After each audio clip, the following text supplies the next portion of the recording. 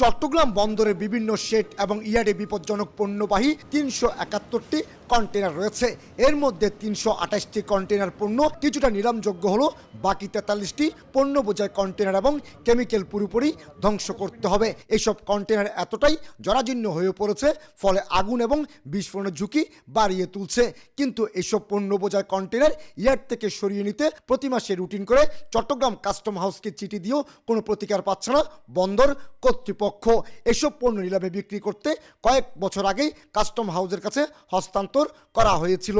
যত দ্রুত বন্দর থেকে ডেলিভারি হয় কিংবা ডিসপোজাল হয় ততই বন্দর ঝুঁকিমুক্ত থাকে, কারণ একটা আন্তর্জাতিক বন্দর এই ধরনের ঝুঁকি নিয়ে সবসময় থাকাটা নিরাপদ না। এটা আমাদের যে বাইরের প্রিন্সিপাল বলেন এবং সর্বোপরি বিশ্বব্যাপী আমাদের যে অবস্থান সেটাকে আরও সমুন্নত করতে হলে আমাদের এই সমস্যা থেকে আসলে উত্তরণ ঘটাতে হবে। Thinner, calcium carbonate, sulphate, sodium sulphate বোঝাই কন্টেনার যেমন রয়েছে, তেমনি অতি বিপজ্জনক পণ্য হিসেবে পরিচিত sulphuric acid, zinc oxide, potassium hydroxide, methanol, sodium hydroxide, phosphoric acid, ethanol acetate এবং কস্টিক সোডা বোঝাই আরও বেশ কিছু কন্টেনার পরিত্যক্ত অবস্থায় পড়ে আছে দীর্ঘদিন ধরে।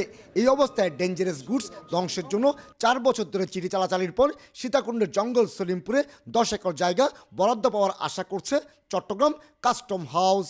জায়গাটা বরাদ্দ পেলে ডিজি গুডস নিয়ে যে ঝুঁকি রয়েছে, পরিবেশের যে হুমকি রয়েছে সেটি আর থাকবে না এবং অন্যান্য পণ্য খুব সহজে নিলাম করা যাবে। শুধু ইয়ার্ডে বিপজ্জনক পণ্যভর্তি কন্টেনার নয়, বন্দরের অভ্যন্তরের পিসেডে 1012 প্যাকেজ কেমিক্যাল এবং বিপজ্জনক পণ্য রয়েছে, যার মধ্যে দীর্ঘদিনের পুরাতন ও ধ্বংসযোগ্য কেমিক্যালের পরিমাণ অন্তত 122 প্যাকেজ।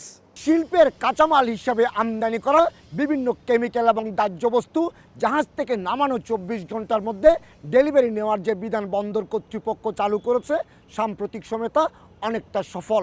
তবে জটিলতা বাড়াচ্ছে দীর্ঘদিন ধরে নিলামের অপেক্ষায় থাকা কেমিক্যাল এবং দাহ্য বস্তু, যেগুলো পড়ে আছে বিভিন্ন শেড এবং ইয়ার্ডে।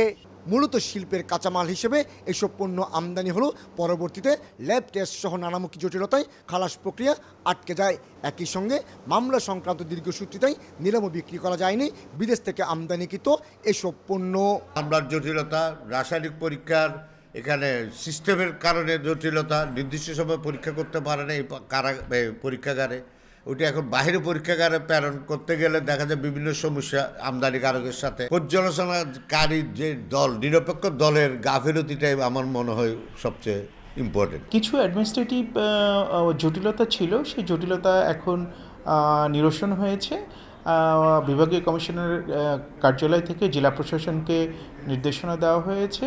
অতিদাহ্য পদার্থ সোডিয়াম নাইট্রোক্সাইডবাহী 4টি কন্টেনার 2024 সালে সিলেটে ধ্বংস করা হয়েছিল। এর বাইরে কম ঝুঁকির কেমিক্যাল এবং নষ্ট হয়ে যাওয়া পণ্যবাহী 100-এর বেশি কন্টেনার গত 1 বছরে ধ্বংস করা হয়েছে চট্টগ্রামের পতেঙ্গায়। কমল দে, সময় সংবাদ, চট্টগ্রাম।